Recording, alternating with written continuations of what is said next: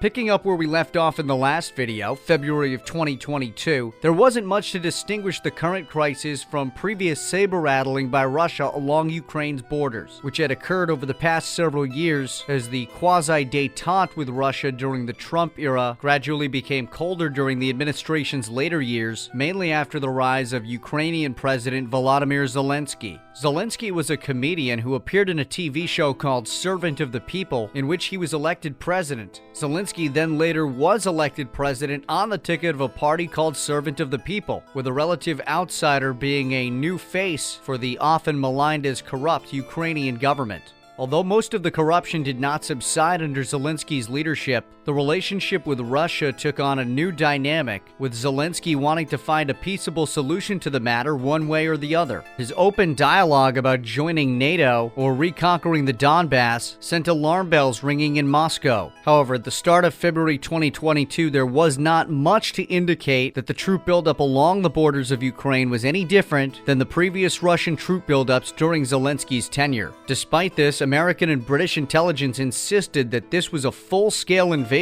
force and that Russia was not bluffing this time. One of the main indications that this could be true was the fact that the Russian soldiers in the Smolensk, Bryansk, Rostov, and Minsk areas were accompanied by vast amounts of medical supplies and triage tents, including, crucially, blood supply units. During typical military exercises, all of the infrastructure necessary to wage a real campaign is not necessarily in place, and the fact that it was during January and February of 2022 at least left open the door to the possibility that this could be a full-scale attack. Russia tried misdirection. On February 15th, the Russians announced that they were pulling back some of their troops from the border and were partially ending the exercises. For its part, Ukraine began buying Bayraktar drones from Turkey, the same model used to great effectiveness by Ethiopia in the ongoing Tigray War, as well as Azerbaijan in its war against Armenia in 2020. Eventually, it was understood that some sort of incursion was going to occur, as in the middle of February, shelling commenced, mainly from the Donbass republics against Ukrainian frontline towns, which reportedly including the shelling of schools and other civilian infrastructure. At the same time, Russia and its proxies in the Donbass claimed that this was just a response to shelling by Ukraine, despite not offering any evidence, which then led the Kremlin and the Donbass republics to order the evacuation of all civilians from the two Russian puppet states, as room was made in Russia for up to 700,000 evacuated civilians. At this point, it seemed clear that an escalation of the Donbass war was imminent, but most observers were still doubtful that Russia had intentions beyond this in the rest of Ukraine.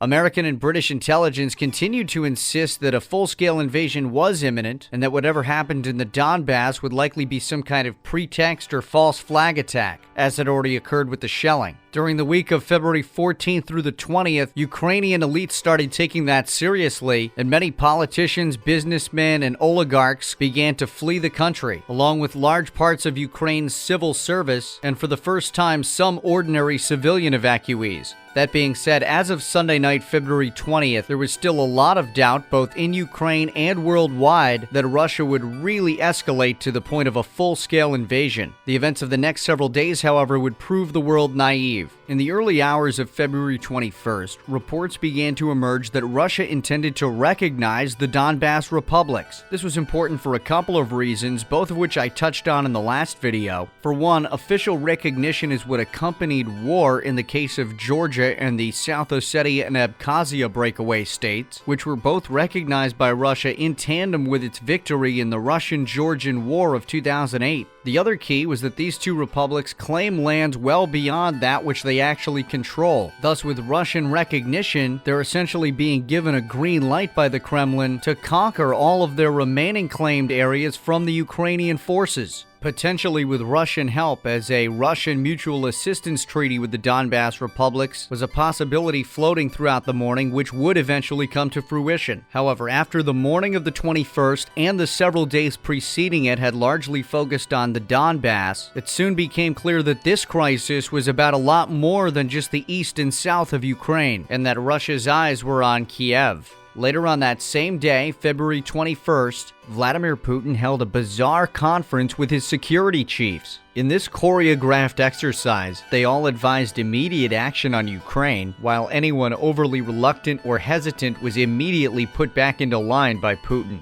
В противном случае мы должны принять то решение, о котором сегодня говорится. Что значит, в противном случае вы предлагаете начать переговорный процесс? Нет, я... Или признавать суверенитет.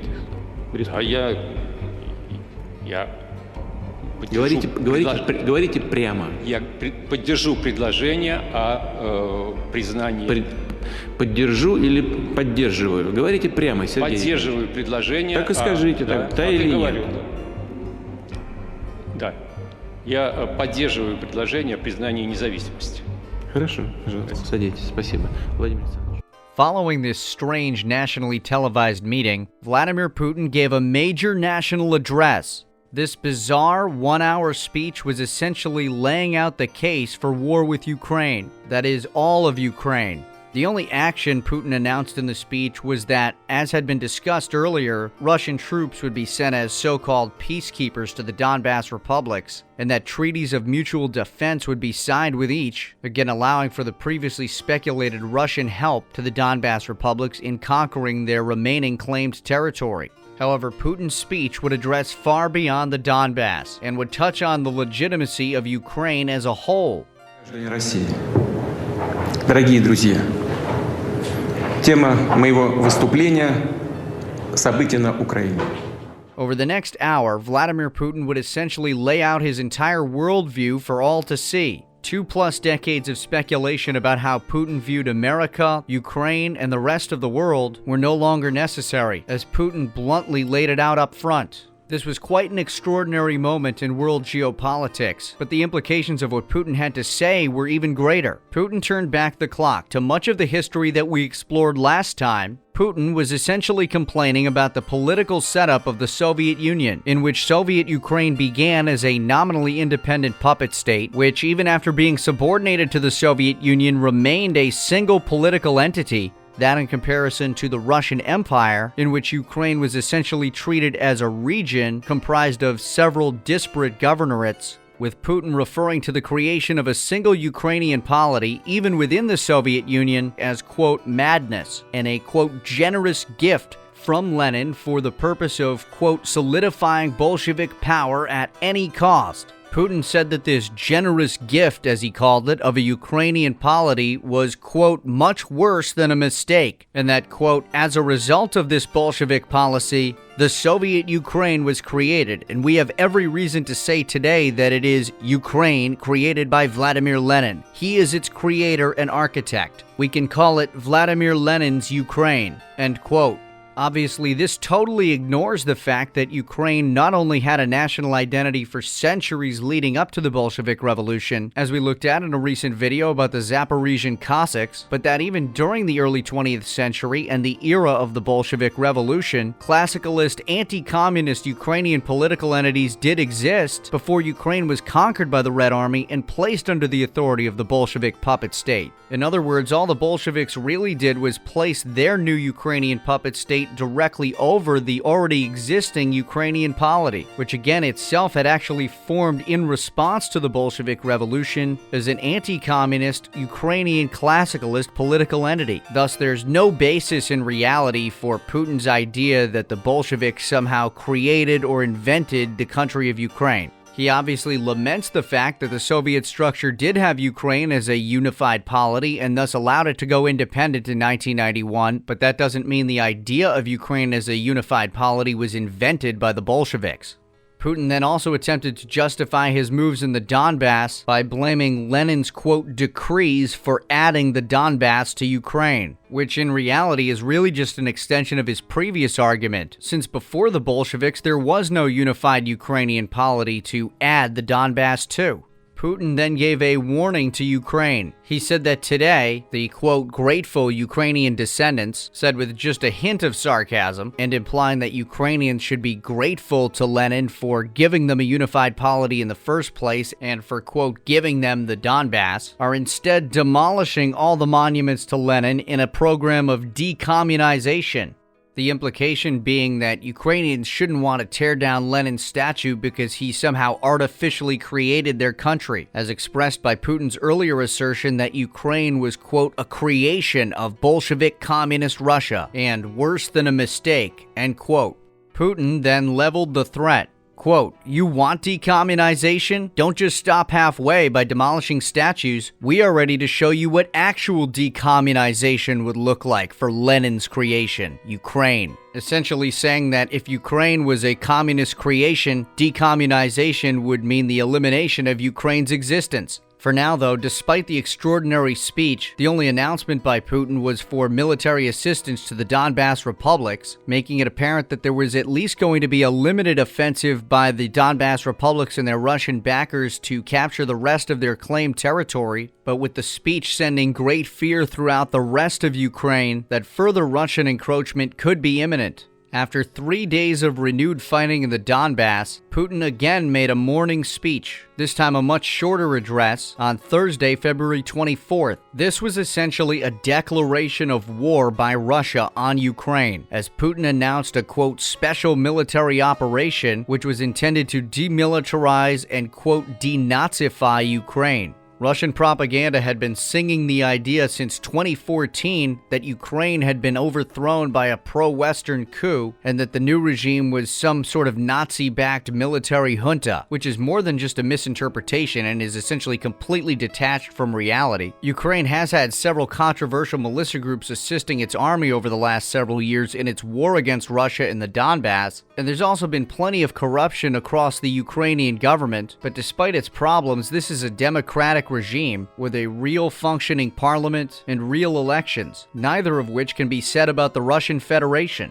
In any case, this was essentially a declaration of full-scale war on Ukraine, and Russia attacked immediately. They started the campaign with shock and awe tactics, with bomb and missile attacks on Ukrainian cities intended to scare Zelensky and company into submission.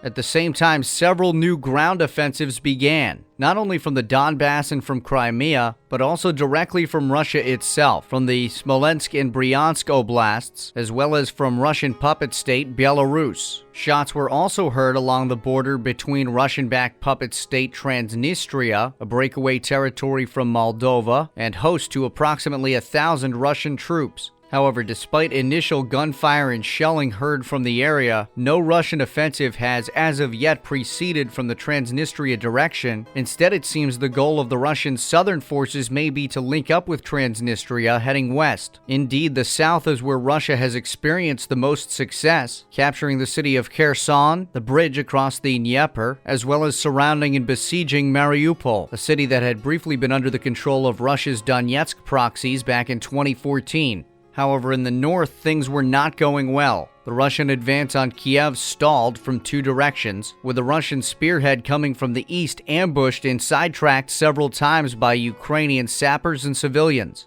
Meanwhile, the northern spearhead, stalled in its advance for days, became easy prey for Ukrainian drones, and eventually forcing the Russians to move their heavily stacked up vehicle traffic off the roads to attempt to hide the vehicles from drone attacks. The advance from the north had stalled after Ukrainian resistance was fierce in the city suburbs. Zelensky, unlike what the Russians had predicted, remained in the capital, and taking a leaf out of the book of several recent successful wartime presidents, he donned military fatigues and spent time at the front line with his troops, also leading the effort to fortify the city of Kiev and making it essentially into one big anti-armor trap, with barricades and tank traps constructed throughout the city. Russia also suffered a similar stalemate around Kharkiv, with the Ukrainians turning the city into a hedgehog and the frustrated Russians essentially resorting to shelling the city to pieces before they presumably resume their offensive and try to take it. In fact, this was a microcosm of what the entire front would turn into over the next several days, with Russia regrouping its land units, especially in the north, and attempting to resupply them, resulting in logistical nightmares and in further increased frustration on the part of the Russians. The response by Russia has been not only to increase the artillery strikes on the cities they're trying to capture, namely Kharkiv and Kiev, but to expand bombing to the entirety of Ukraine once again in a sort of second shock and awe campaign, but with most of the shock factor no longer there.